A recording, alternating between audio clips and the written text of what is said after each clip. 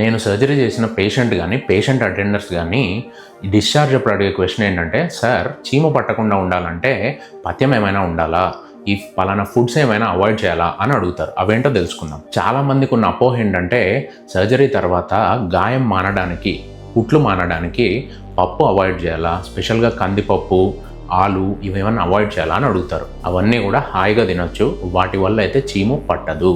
గాయాన్ని డ్రైగా ఉంచుకోవాలి, తడపకుండా హైజీనిక్గా ఉంటే సరిపోతుంది. బట్ అదర్వైజ్ కూడా సర్జరీ అయినప్పుడు కొంచెం మూమెంట్ తగ్గుతుంది కాబట్టి ఈజీగా డైజెస్ట్ అయ్యే ఫుడ్ తీసుకోవాలి. రోటీ, పూరి ఇలాంటివి అవాయిడ్ చేయాలి. ఈజీగా డైజెస్ట్ అయ్యేవంటే రైస్ కానీ, ఇడ్లీ కానీ, ఉప్మా కానీ ఇలాగా సింపుల్ కార్బోహైడ్రేట్స్ తీసుకోవాలి.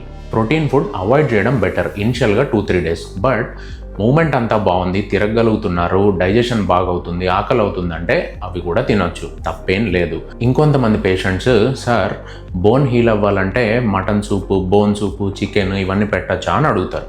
మీకు కాన్స్టిపేషన్ లేకుండా మోషన్ మంచిగా అవుతుంది, ఆకలి వేస్తుంది, తినాలనిపిస్తుంది అంటే డెఫినెట్లీ తినొచ్చు. కందిపప్పే కాదు, నాన్ వెజ్ కూడా మీరు తినగలిగితే మంచిగా జీర్ణం అవుతుందంటే హాయిగా తినండి. సర్జరీ ప్రాపర్గా స్టెరైల్గా జరిగితే వూండ్ హీల్ అవ్వకుండా ఏది ఆపలేదు.